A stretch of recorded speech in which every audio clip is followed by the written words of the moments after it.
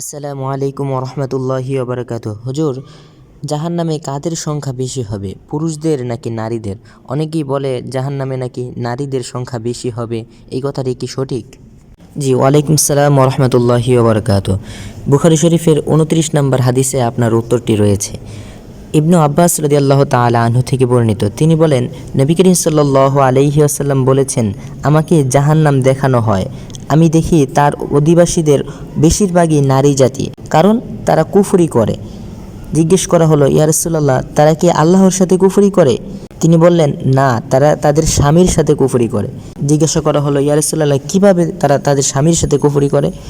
নবীজি উত্তর দিলেন, তারা তাদের স্বামীর অবাধ্য হয় এবং অকৃতজ্ঞ হয়। তুমি দীর্ঘদিন তোমার স্ত্রীর প্রতি ইহসান করলে এবং ভালোবাসা দিলে, তাদের সেবা যত্ন সব কিছুই করলে, অতঃপর সে তোমার সামান্য অবহেলা দেখতে পেলেই বলে ফেলে, তোমার নিকট হতে ভালো ব্যবহার পাইনি।